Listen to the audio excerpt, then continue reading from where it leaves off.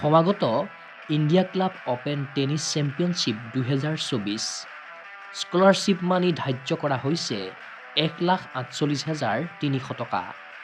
থাকিব ৰেংকিং পইণ্টৰ ব্যৱস্থা। অহা ২৩ৰ পৰা ৩০ জানুৱাৰীলৈকে অনুষ্ঠিত হ'ব সদৌ অসম টেনিছ সন্থাৰ স্বীকৃতিপ্ৰাপ্ত ২৬ সংখ্যক India club open tennis championship ২০২৪।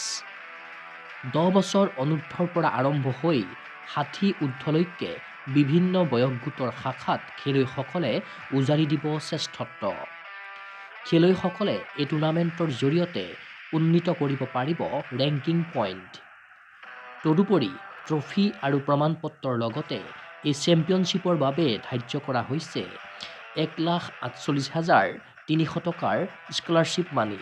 এই প্ৰতিযোগিতাৰ বাবে বিমল ভৰালীক চেয়াৰমেন হিচাপে লৈ গঠন কৰা হৈছে এখন শক্তিশালী উদযাপন সমিতি।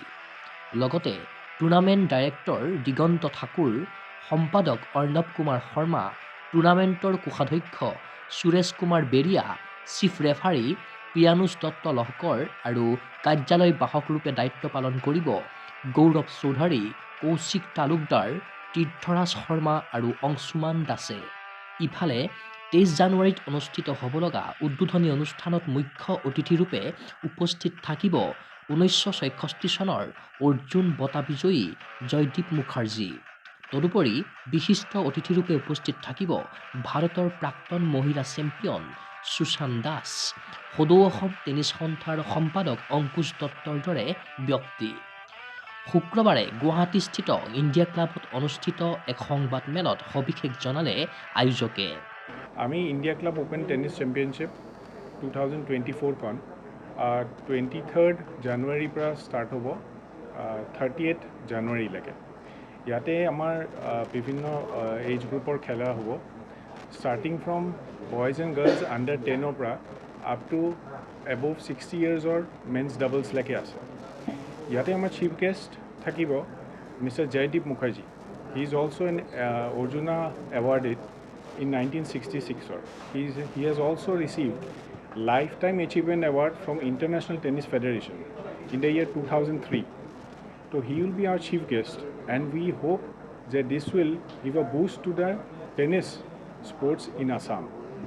আৰু লগতে তেওঁৰ লগত গেষ্ট অফ অনাৰ আমাৰ সুজান দাস চৌধুৰীয়ে থাকিব। She is also' a national level player, national champion player. আগতে আৰু লগত আমাৰ অংকুশ দত্ত ডাইচ শ্বেয়াৰ কৰিব।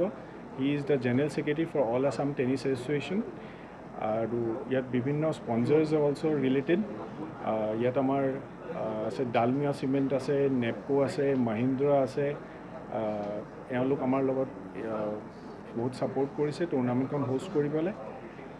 This is the 26th year that we are hosting this tournament, and আগলৈকো আমি হোষ্ট কৰি থাকিম। And we hope everything goes online. Scholarship money is 1,48,300.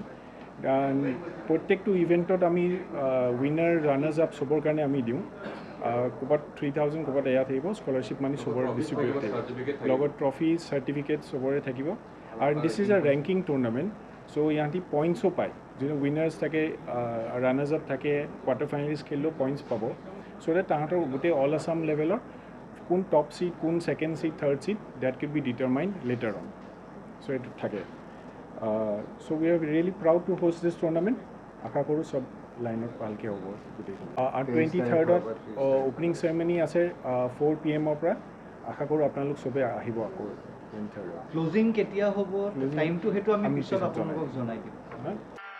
সকলোৰে আশা সাফল্যমণ্ডিত হওক ২৬ সংখ্যক India club open tennis championship ২০২৪।